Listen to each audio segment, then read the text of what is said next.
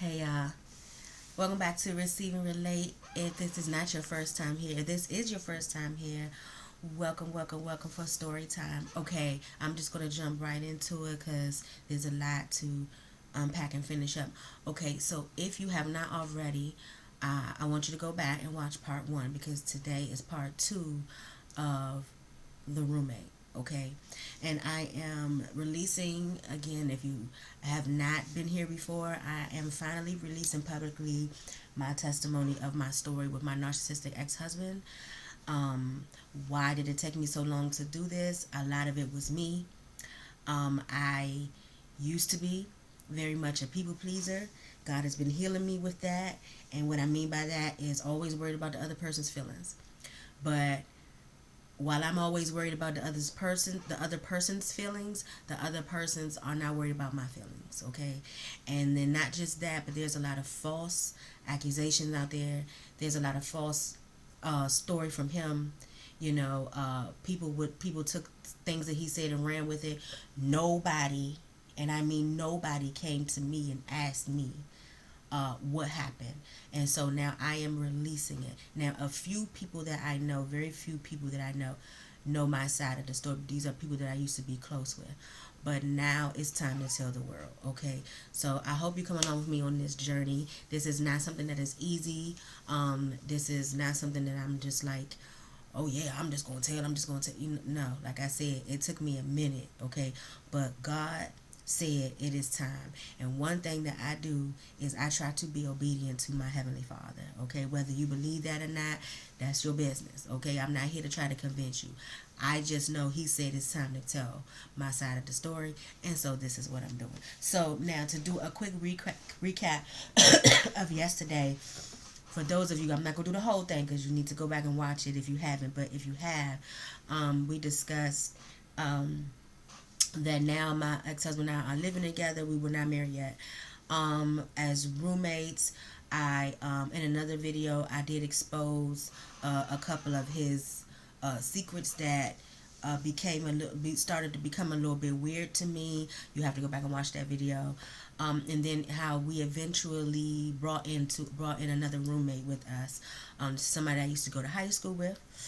I introduced them at a picnic. We all started hanging, and then that's it. That's all I'm going to say. You're going to have to go back and watch that video for that information. So now we're living together, and now we're hanging out.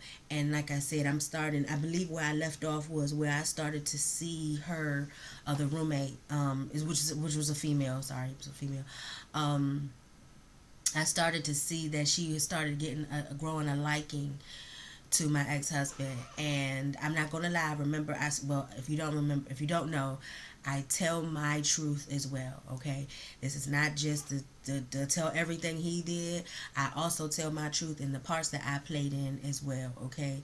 I am very transparent about that. I'm very much a believer in you also telling the part that you played. We have got to hold ourselves accountable, okay? We have to do that. We can't always be like the narcissist. That's what they do. They make themselves a victim and point to everybody else, but they don't ever tell the part that they play. And so I'm getting on this part too. I'm telling you a little bit of petty that I did, okay? I'm not gonna lie, this is what I did. So once I started seeing that so I'm gonna just adjust my laptop a little bit, okay, that she started liking him. So remember, I'm drawn to his anointing, right? For the word of God. So that is how I started liking him and started having feelings for him. I also wanted a husband.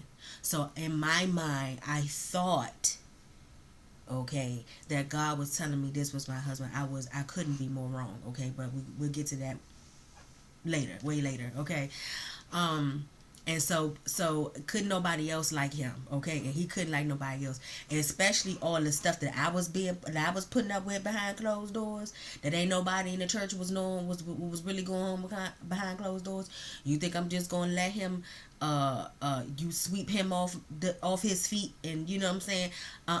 So I did. I became Team Petty. Okay, I did. I'm telling the truth. You know, they say tell the truth, shame the devil. I'm telling the truth, okay? I'm testifying.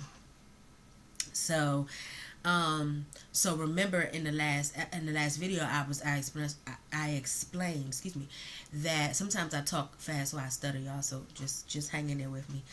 How we had not had any type of intercourse. Okay, there was no insertion of any kind. Okay, I'm talking about penis wise, right? Okay, and vagina wise. Put your kids to bed. Okay, it is at night. I forgot to say that. Okay, make sure you're not watching this around children where they can hear. There was no sexual intercourse, okay. But what I would do, right? Because remember I said I seen it was a few things going on. I not only did I saw that she started liking him, but I also saw that, again, go back and watch part 1, how they began to start being a little petty towards me, right? Like making fun of my spiritual gift test results, just like throwing little digs and little shade at me, you know what I'm saying, and thinking I wasn't picking up on, think I ain't see what was going on here. So I was like, oh, this what we not gonna do, right? So I would say, but I wasn't all the way delivered, okay? And so remember I said we were not having sex, but we did other things to get each other to get to that point of climax, okay? Watch the first video. So what I would do, right? And when it was time to go to bed, like say we all out in the living room watching TV or watching a movie or playing chess or whatever, just talking and rapping, whatever, and then it's time to go to bed. So remember, I lived in a one bedroom basement apartment. We did, excuse me, and the roommate, she stayed on the outside, and it was a couch in where the TV was, like it was like a living room space. She stayed on the couch. So that area was literally on the opposite side of the bedroom door, right? And so when those nights when we would do the thing that we would do to each other to get each other to climax, I would make like extra obnoxious noise, you know what I'm saying, to make it seem as though we were doing actual intercourse, okay? Judge your mama, okay? It's just what I did back then. You know, I have since long repented and everything of all that foolishness I did, okay? But that was my contribution to the pettiness of it all, okay? And so what I was trying to do was make her mad, and it was actually working, right? But it would come back to bite me in my face. So keep watching. So that's what I would do. So I knew she thought that, right? And so I did it, and I kept doing it, you know, whatever. It wasn't a lot, you know what I'm saying? But whenever we did that, that's what I would do. So I would make these obnoxious noises, you know, like I was probably being a low-key a porn star, right? The way I was making these obnoxious noises to make her think that's what we was doing. But we was not doing it. We weren't doing the actual physical sex, right? And so so some time went on, right? And like I was saying, I was seeing that she liked him and stuff like that. And I think I mentioned in the last video how I had the surgery, and I had the surgery, and I had to have a sleep apnea test, and they dropped me off and just, you know, left. Nobody stayed with me through the night, you know what I'm saying? These supposed to be my friends or whatever. At least one of them I thought would have stayed with me, especially him. But no, it was almost like they was excited to drop me off and going about their business or whatever. And so that really, really irritated me that night. And it actually made me feel, I had a spirit of abandonment already on me since childhood. So that made me feel rejection and abandonment at that moment.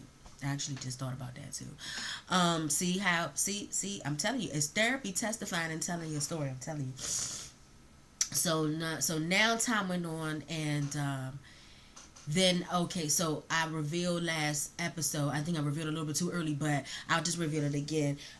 He would playfully play with us, smack us on the behind when he was trying to get us to exercise and stuff like that. That would literally only be the physical. If there was any other, I would remember. But there was no other type of physical than that. him playfully smacking us on the behind. And yes, it would hurt because he was a man. You know what I'm saying? But it wasn't like he was literally beating us, which would be what the rumor was told. Okay, so now we're going to get to that part. So now, they started having kind of like friction of disagreements with each other. It's almost like, I wish it was me, but it's almost like she started catching him and what he was doing and the narcissistic ways about him a little bit. It's almost like I was still in naive land. You know what I'm saying? Or it's like I knew it, but I didn't want to. Remember I said I was scared to expose him because I didn't want to be. He made me feel like if I exposed him, then I would be like everybody else that he end up losing friendships with. I didn't want to be another person that hurt him in that area. That's kind of how, I'm telling you, that's what narcissists do. Get my tips. I'm telling you, download my tips. I'm telling you, I share all types of tips and traits of a narcissist. Anyway, we'll get to that. So I wouldn't say anything, but I feel like she started catching on to him, and they started having like little friction of arguments. And so what would happen was he was used to when he would say, you should do this, you should do this, you should do this, or do this, or do this, or do this. Both of us was,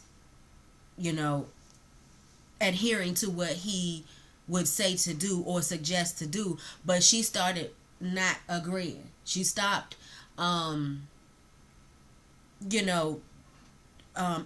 to his every command for whatever reason. I don't know what triggered her to start, coming back with the, you know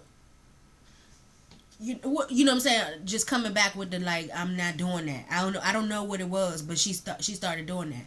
And he didn't like that. Okay, narcissists don't like that. Okay, it has to be their way or the highway. And of course, he would come back and tell me when they would have disagreements and arguments and stuff like that. And so, and then one day, because he used to drop me off at work and pick me up from work, right? Because remember, he didn't work and he didn't want to work. Okay, we'll get to more of that too. He didn't work and he didn't want to work. So everything that was been going in and out that house being paid for was coming from my job, where I used to work at Blue Cross Blue Shield. Okay, at this time. Yeah, at this time I was working there. And so, and I wasn't making but so much, and trust me, it was not a lot of money at all. But anyway, it was paying our tithes and offerings, and it was paying the rent and the food, because everything was all included. So that's all I had to pay for at the time. And my mother paid my car off as a Christmas gift. And so anyway, so back to them arguing. And then we came home one day. He picked me up from work. We came home and her stuff was gone everywhere. I can't remember if she left a note. I think she did. Or maybe she didn't. I can't remember. I'm not going to try to make it up. At this moment right now, I can't remember if she left a note or not. But I know her stuff was gone. And I know she didn't tell him or either of us ahead of time that she was gone. And so, it's just like, okay, and if I'm not mistaken, she was there rent free. I don't think we charged her. Yeah, because I don't think she was working at the time, which was fine with both of us. That's not a thing like, I'm not even going to sit up here and say, well, she wasn't paying her. No, I think that was an agreement because he was trying to help her. He called himself trying to help her in her situation from home. So, but yeah, she was gone. She was gone like ghost. And she didn't say anything to us. And she stopped talking to us at church. And, but then here's the rumors. Then the rumors came out. And I think they were out for a while before they even got back to us. And one of the reasons why I say that is because I started seeing church folks look at me strange. Like, I would like go in church and I would see people side. I would see people. Okay, so we used to sit on the front row, me and my ex-husband, at this particular church, and to the right of us was what was called the ministerial staff. And so I would see people and that's where the ministers, evangelists, I think deacons, deaconesses, missionaries, everybody sat over in there in this section. And so I would begin to see certain people in that section beside, you know how you catch, first of all, I have an excellent peripheral. I don't even have to look at you to know you're looking at me. So I could see it and I could feel it, right? And of course, if I did go ahead and turn my head, I would lock eyes with certain individuals, and they would just be having this like scowl on their face, or like this just look like, you know what I'm saying? It's like this side eye look. And I started noticing that. Remember how I said on the last episode that I always had the gift of discerning the spirits. I just didn't know what it was. I didn't know for a long time. So I started seeing. Excuse me, y'all. I'm still. I'm a lot better, but it's, you know, still a little residue there, y'all. I'm so sorry. That was nasty. Sorry. And all of this is because I don't know yet how to edit my videos on YouTube. So all of this is raw and real. You know, nothing's edited. Y'all just gonna have to get what it is, okay? Sorry in advance. And so now, so finally, the rumor got back, and I think this is how it happened. If I'm not mistaken, there was a young lady who invited us over for some type of get together. I don't know what it was. I don't know if it was just for dinner, if it was a cookout. I don't know what it was. It was a young lady that went to the church. And some other church members were also there at the table. And I don't think, to this day, no, I don't think, I know, this wasn't the proper way for her to do it. But I'm still glad that she did it. Because I'm the type of person, now, she may or may not, and she subscribed to my channel too. I love her dearly. She may or may not have done it to be busy. I don't know. I don't know her reason for doing it this way. However, I don't like the delivery of how it happened, but I'm glad it happened. Why? Because I despise, still to this day, ever being the last to know about something that's out there, you know what I'm saying, about me in the streets, you know what I'm saying, and I don't know, you know. And so we were at the dinner table, and she just bust out with it. She was like, yeah, so basically in so many words like this, she was like, yeah, so, you know, there's a rumor going around that you and we just gonna say his name is Carl, okay, was beating so and so when she was living with y'all, and y'all was taking think they said she was taking her. I think it was a rumor that they was taking her money too, which was confusing to me because I don't remember her working. And if it was the case, if he did that, not me. I didn't take a dime from her. I didn't take a dime from her. I don't remember that part, but I don't remember what if he did that or not. But I think that was also another rumor. But it was, I was like, what? Excuse me? And he was there with me. I said, "There's what happened? What had happened?" And so, yep. So, the young lady who is an avid watcher. I don't know if after this she's going to still continue to watch. I would pray she does. I know she knows that there's no animosity. This has been, I have long, this was a very long time ago since forgiving her. Again, I'm just telling my story, you know. And so, I'm talking about when I say I was heated because that was also not my first time. I hate being in that situation. It wasn't my first time being in a situation like that where everybody knew something or whatever, and then I was blindsided, you know what I'm saying, basically in a group setting like that. It is the worst. I hate it. I hate it, y'all. Did I say I hate it? Okay.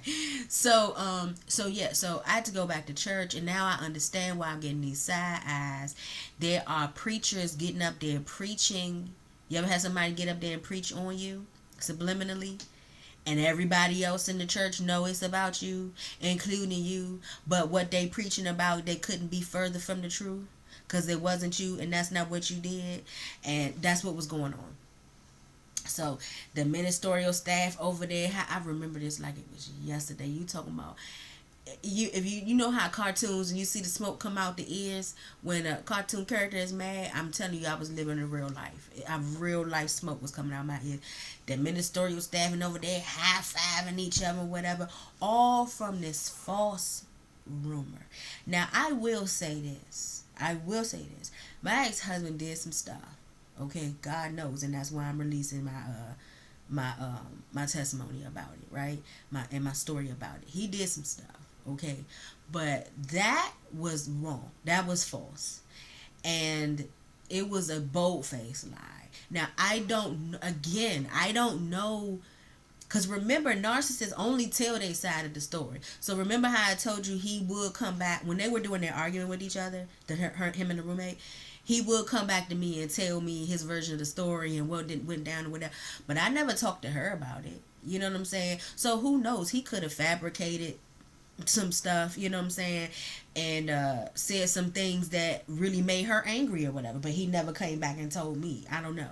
It still does not justify, okay, let me make sure I say this, it does not justify her going back and spreading lies, but I will say this, that they weren't true. Okay, he was not beating her. Now I don't know about the taking her money or whatever. I don't know about that. You know, I thought there was an agreement, but again, like we didn't charge her any rent, so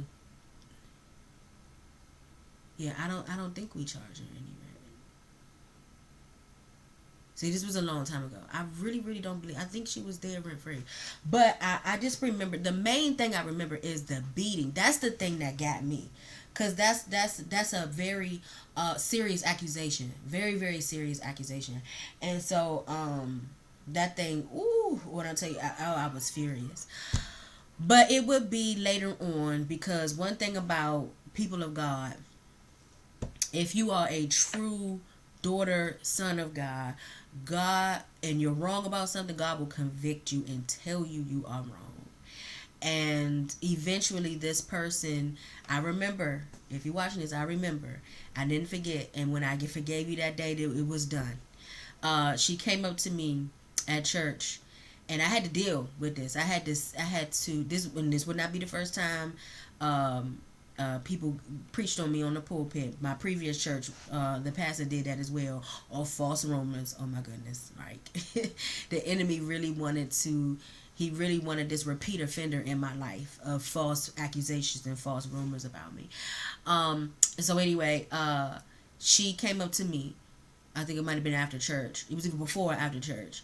And she apologized. And she was like, Tara, I'm very sorry. I'm very sorry. And I knew it was sincere because I can see it in her face. And I don't know what the Lord said to her. I don't know what type of conviction she went through. That ain't my business. But she did take accountability, and she did apologize, and I did forgive her, and I told her it's all good. It was some time after. It wasn't real long, but it was some time after that the rumor had been sitting out there, you know. But I forgave her, and it's very important, you guys. You have to make, if anything in this episode that you take away is how important forgiveness is. This, like I said, this young lady still watches my channel, and she supports, and I don't have a lot of that right now, like close to none, honestly. I don't know if she's going to continue to support. I will hope she does, but yeah, forgiveness is very important. You have to forgive. You have to forgive. God, and like He almost enforces it. Like, you have to forgive. It's very important to forgive. And so I did, you know, and left it there. I never forgot it because it is part of my testimony. Like, that's why I'm sharing it now. But it's very important to forgive. And so, yeah. And so that is the end of this episode. That is, I actually had it broken down in 3 parts, but I think I got it all in 2. And that's good, you know, because I ain't want to draw it out because I got a whole lot more to share, y'all. A whole lot more to share. Alright, so you guys, if you enjoyed this, again, go back and watch episodes. I think we're on 9 now. 1 through 8. and watch the intro too, so you know what this is about, if you haven't already. And hit like, share, and subscribe. Always, I try to remember everything at the end. If you would like to sow into the ministry, please, you are more than welcome. But check with God first. Just check with God first. If you are led, that is fine. If you're not led, that's fine too. And share. I'm trying to get it out there. I have no problems with you sharing. This is my testimony. This is my story. This is my story and my truth. Okay. If you have any experience with anything like I shared in this episode, and you'd like to leave a comment, drop a comment below and let me know. Because people receive when they can relate. Okay. If you dealt with anybody that's a narcissist, drop it in the comment below. Some say, sis, I was there. I have been there, or I'm there now. And if you are there now, I have, like I mentioned earlier in the video, I have an ebook that I've created on how to recognize red flags of narcissists, how to implement your boundaries, how important no means, and the traits of them, what they do what they continue to do if you allow this person into your life, and also ways to heal. Okay, I am a woman of God, so I got scripture back up for you and everything. Okay, because we need to make sure we are not still continuing to allow these individuals in our lives. Okay, do not lose yourself. And I did that. I'll go into that in a few more videos, how I lost myself a couple of times. I think I already revealed one time. So anyway, again, no editing, y'all. No editing. Thanks again for watching. I love you, but know that God loves you more. I'll see you next episode.